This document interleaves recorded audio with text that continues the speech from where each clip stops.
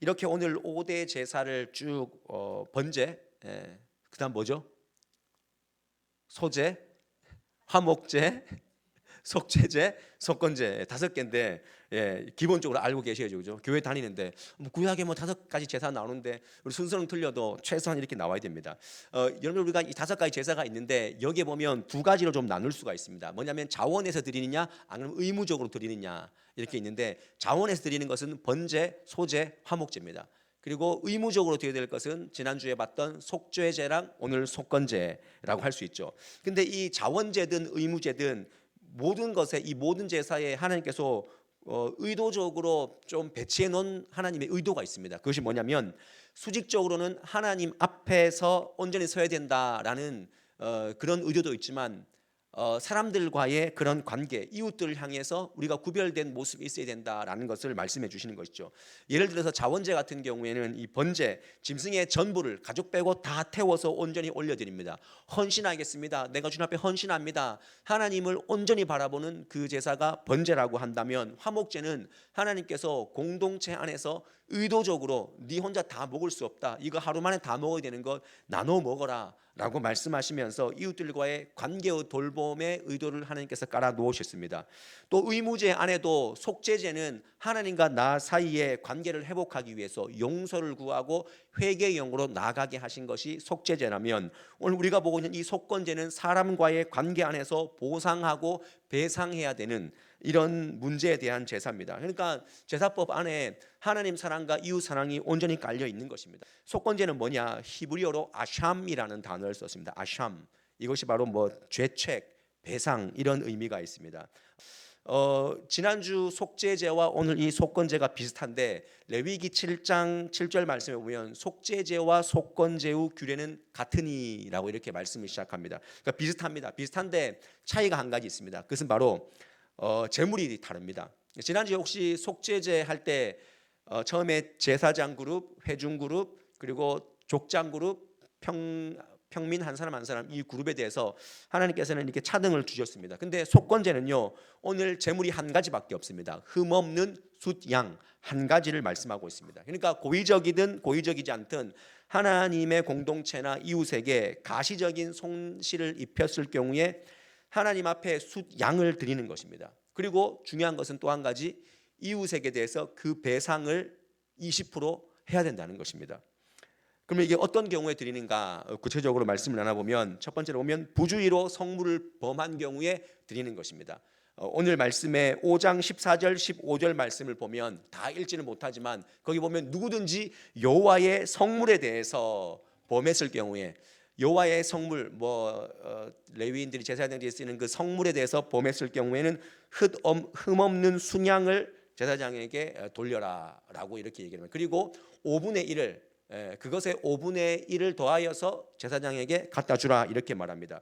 두 번째로 여호와의 계명을 범하는 경우에 속건제를 드리라라고 두 번째로 하나님 말씀하시죠. 17절 말씀에 보면 이런 말씀이 있습니다. 만일 누구든지 여호와의 계명 중 하나를 부지 중에 범하여도 허물이라, 벌을 당할 것이다. 세 번째로 속건제는 언제 드리냐면, 오늘 이것이 이제 굉장히 중심적인 내용인데요.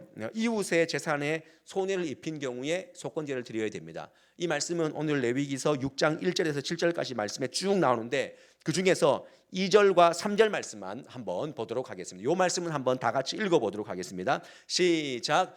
누구든지 여호와께 신실하지 못하여 범죄하되 곧 이웃이 맡긴 물건이나 전당물을 속이거나 도둑질하거나 착취하고도 사실을 부인하거나 남의 잃은 물건을 줍고도 사실을 부인하여 거짓 맹세하는 등 사람이 이 모든 일 중에 하나라도 행하여 범죄하면이라고 말씀합니다.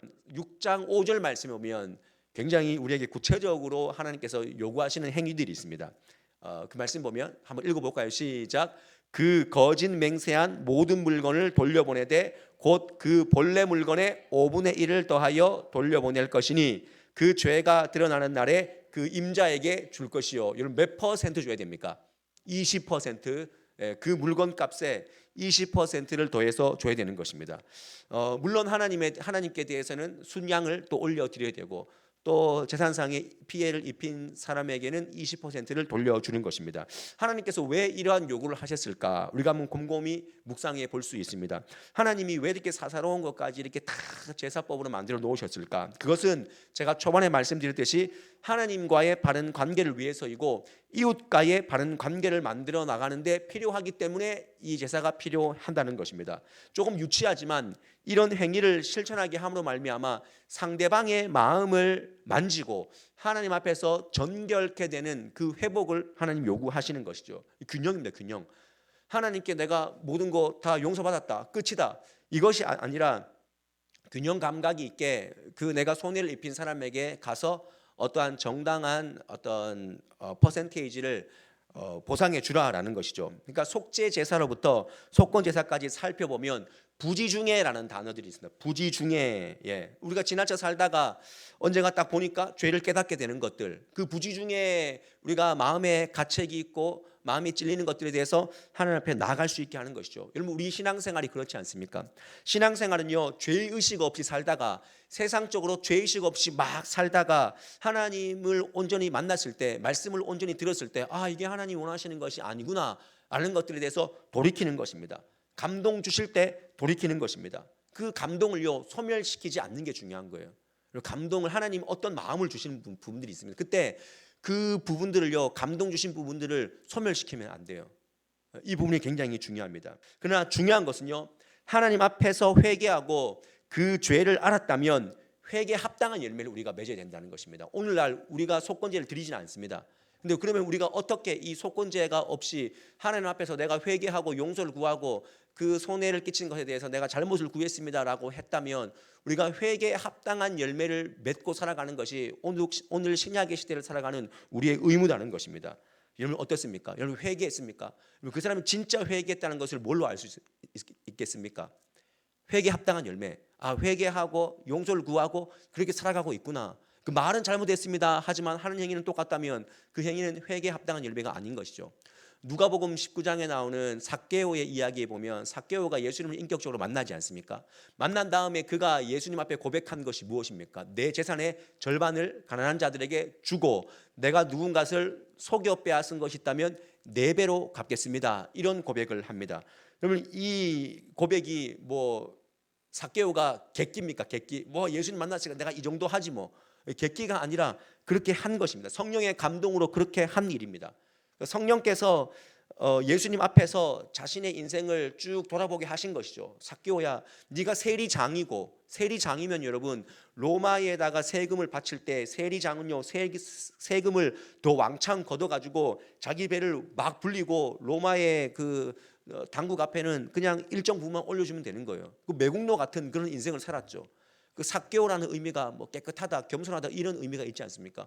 근데 그 삶대로 살지 못했던 거예요. 근데 예수님 만나고 나니까 자신의 그 허무한 인생을, 공허한 인생을 예수를 만나고 보니까 이게 잘못됐구나 하면서 실질적으로 그냥 회개합니다, 내가 잘못했습니다로 끝나는 것이 아니라 자기 재산의 절반을 주고 속여서 빼앗은 것이 있다면 4배로 갚겠습니다. 이런 고백이 나오지 않습니까? 이것이 바로 감동을 주시는 부분이에요, 여러분들. 하나님께서 여러분에게 감동 주시는 부분들이 있다면 놓치지 말고 그 마음을 끝까지 붙잡으시길 바랍니다. 그래서 굉장히 신앙생활 하면서 범하기 쉬운 것들, 이런 것들에 대해서 잘 분별해야 되는 것이죠. 뭐 좋은 마음도 이렇게 빨리 캐치해야 되는 것이지만 내가 누군가에게 굉장히 상처를 주고 또 아프게 했던 그런 부분들이 있다면 아, 이게 내가 이렇게 했는데 그 사람한테 오히려 손해가 되지 않았을까라는 그런 마음들도 우리가 이 속건제를 봤을 때 하나님이 하나님 사랑하고 이웃 사랑하는 그런 마음을 가지라라고 이 말씀을 하셨는데 그 마음이 우리에게 늘 좀 있었으면 좋겠다는 것이죠. 또 한 가지 우리가 좀 기억해야 될 것은요, 나는 하나님 앞에서 이 부분에 대해서 해결함을 받았는데 라는 그런 마음들. 그 영화 밀양이라는 영화에 보면은 그 전도연인가 그 아들이 막 하여튼 죽잖아요, 그죠? 그래서 교회 다니면서 내가 그 사람 용서해야 되겠다라고 해서 교도소 가가지고 내가 당신을 용서하기로 하려고 마음 먹었다 이렇게 얘기를 했을 때 그 범죄자가 뭐라 그럽니까?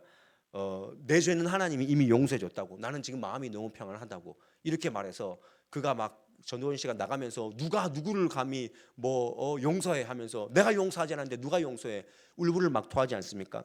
이러면 속건제의 영적인 의미 가운데 이 피해 당한 사람 앞에서 진정성 있는 사과, 위로, 이 행위가 있고 하나님과의 온전한 관계에 대한 회복도 우리가 온전히 또 회복해야 된다는 것이죠. 이 양자 간의 이 균형을 잘 갖춰야 됩니다. 우리는 내가 하나님과의 관계가 좋으니까 뭐 그 사람은 뭐 상처받았든지 어떻든지 나는 하나님과의 관계가 끝났는데, 이 굉장히 지독한 그리고 굉장히 편협한 신앙을 만들어갈 뿐이라는 것입니다. 그래서 하나님은 어떻게 보면 이 속건제를 통해서 가해자도 보호하고 피해자도 보호받게 하신 것이죠. 그래서 하나님께서 이런 부분들, 그래서 이 속건제를 통해서 지혜를 주시는 거죠. 사람은 물질에 약하기 때문에, 사람은 물질에 약하기 때문에 20%라도 보상할 수 있도록 하나님께서 이렇게 사람의 연약한 마음, 인간은 그래도 물질에 약하고 그래도 자기가 손해 입은 것에 대해서 물질을 조금 더 얹어서 줬을 때 사람 마음을 녹일 수 있는 그 하나님의 그 인간을 향한 그 연약성을 하나님이 건드려 주시면서 이 속건제를 우리에게 주신 것이죠. 이 모든 것에 대해서 가장 중요한 것이 뭐냐라고 해서 중심이다. 중심. 네 마음에 네가 아무리 수백 마리의 번제를 드려도 수천 마리의 번제를 드려도 네 중심이 그게 아니면 아무것도 아니라는 것이죠. 그래서 오늘 이 5대 제사의 결론은 어떻게 내려져야 하냐면, 우리가 5대 제사를 하면서 마지막으로 기억해야 될 것은요, 우리의 마음이 어디에 향해 있는가. 저는 두 구절의 말씀을 여러분과 볼 텐데 이 두 구절 말씀 읽고 마칠 겁니다. 호세아서 6장 6절 말씀. 여러분들 이 5대 제사를 쭉 보면서 이게 형식과 뭐 절차가 중요한 것이 아니라 더 중요한 것이 뭔가라고 할 때 이 말씀입니다. 함께 읽습니다. 시작. 나는 인애를 원하고 제사를 원하지 아니하며 번제보다 하나님을 아는 것을 원하노라. 번제보다 뭘 원한다고요? 하나님 아는 것. 네가 정말 내 마음 아냐? 난 네가 그렇게 살았으면 좋겠다. 그 마음을 원하시는 거예요. 미가서 6장 6절에서 8절까지 말씀, 이거 다 읽으셔야 됩니다. 시작. 내가 무엇을 가지고 여호와 앞에 나아가며 높으신 하나님께 경배할까? 내가 번제물로 1년 된 송아지를 가지고 그 앞에 나아갈까? 여호와께서 천천의 순양이나 만만의 강물 같은 기름을 기뻐하실까? 내 허물을 위하여 내 맏아들을 내 영혼의 죄로 말미암아 내 몸의 열매를 드릴까? 사람아, 주께서 선한 것이 무엇임을 내게 보이셨나니 여호와께서 내게 구하시는 것은 오직 정의를 행하며 인자를 사랑하며 겸손하게 내 하나님과 함께 행하는 것이 아니냐 그랬습니다. 여러분, 오늘 이 호세아서 말씀과 미가서 말씀이 우리에게 주시는 그 의미가 무엇입니까? 재물의 절차와 규정, 하나님의 그런 것이 아니라 하나님께서 우리에게 말씀하신 그 의도, 예배의 의도, 삶의 방향, 그것을 무엇인지를 이해하고 예배자로 살라라고 말씀하시는 것이죠. 예배의 횟수, 예배당의 규모, 내가 드린 헌금의 액수, 그런 것이 아니라 이 모든 것의 본질이 무엇인가? 내 중심이 하나님을 향해 있는가? 오늘 우리가 5대 제사를 통해서 정말 우리가 좀 기억해야 될 것은, 내가 예배하는 행위의 모든 중심에 누구께 있는가, 중심에 누구에게 있는가를 다시 한번 기억하십시오. 여러분들이 드리는 입술의 찬양, 고백, 기도, 헌금, 헌물, 우리의 행위, 손을 들고 눈을 감고 기도하고, 이 모든 행위가 하나님 앞에서 중심을 드리는 겸손한 행위인지를 우리가 돌아본다면, 우리가 이거 다 몰라도, 다 기억하지 못해도 하나님, 나는 네 예배를 선택할 거다, 나는 네 예배가 너무나 좋다 라고 우리에게 칭찬해 주실 줄 믿습니다. 하나님을 전적으로 사랑하시고 이웃을 사랑하시고 그 마음으로 온전한 예배와 합당한 열매 맺고 살아가시는 저와 여러분의 삶이 될 수 있기를 주님의 이름으로 간절히 축원드립니다. 우리 함께